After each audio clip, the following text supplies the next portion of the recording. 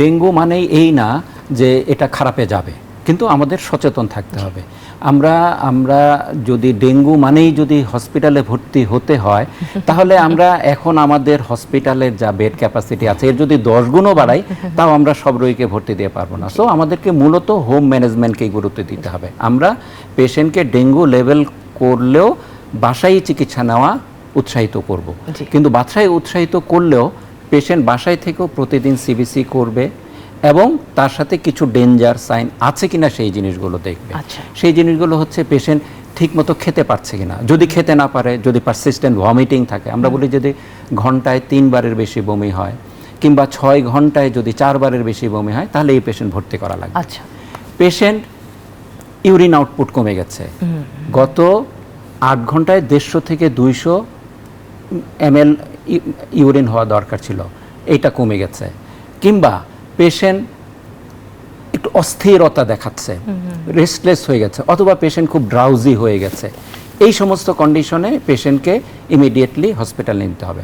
কিংবা পেশেন্টের কোনো ব্লিডিং শুরু হয়েছে, কোনো মাড়ি থেকে, নাক থেকে, কিংবা প্রস্রাবের সাথে, ইয়াং লেডিদের ক্ষেত্রে পিরিয়ডের ব্লিডিং বেড়ে গেছে, এরকম ক্ষেত্রেও হসপিটালে নিয়ে যেতে হবে।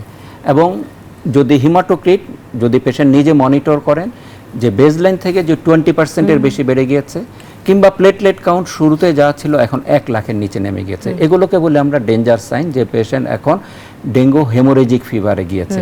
এই অবস্থায় পেশেন্টকে ইমিডিয়েটলি হসপিটালে যেতে হবে এবং এই পেশেন্টকে হসপিটালে বসেই চিকিৎসা নিতে হবে। যে আমাদের ডেঙ্গু পেশেন্ট, হসপিটালাইজ পেশেন্ট অথবা বাসায়, আমাদের ফারুক ভাই বলেছেন আমরা প্রেশারটা খুব ভালোভাবে দেখব, পালস দেখব, পেশেন্টের ইউরিন আউটপুট দেখব, রোগীর গায়ে হাত দিব, রোগীর সাথে কথা বলবো। আমরা বলি যে আমি যদি রোগীর গায়ে হাত না দিই তাহলে আমি রোগীর শক মিস করব। আর্লি স্টেজ অফ শক, হ্যাঁ, পেশেন্ট দেখা যাবে যে ওয়েল ওরিয়েন্টেড, সে কথা বলছে, কেমন আছেন, ভালো আছেন, এই, কিন্তু দেখা গেল কি পেশেন্টের হাত পা ঠান্ডা আছে, তার মানে এটা খুব একটা খারাপ সাইন যে তার সার্কুলেটরি ফেইলিউর আছে, পেশেন্ট এখন কম্পেনসেটেড শকে আছে। কিন্তু আমি যদি এটাকে এই মুহূর্তে ভালো ম্যানেজ না করি, সেই ডিকম্পেনসেটেড শকে বা প্রোফাউন্ড শকে চলে যাবে। এই জন্য আমরা বলি যে পেশেন্টের গায়ে হাত দিতে হবে। পেশেন্টের হাত পা যদি গরম থাকে ইটস এ গুড সাইন, কিন্তু হাত পা ঠান্ডা হয়ে যাওয়া দ্য ভেরি ব্যাড সাইন। এমনিভাবে আমরা যখন পেশেন্টের এইরকম ক্রিটিক্যাল ফেজে পাবো, হ্যাঁ, যে পেশেন্ট ডেঙ্গু হেমোরেজিক ফিভার আছে, তাদের জন্য ফ্লুইডটা খুব ইম্পর্টেন্ট।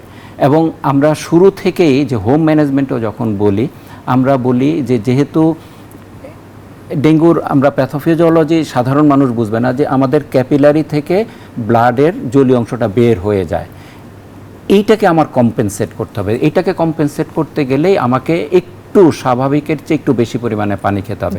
বাট আমি কি পানি খাবো? Not plain water. Plain water আমার ইন্ট্রাভাস্কুলার স্পেস, রক্তনালীর ভিতরে থাকবে না।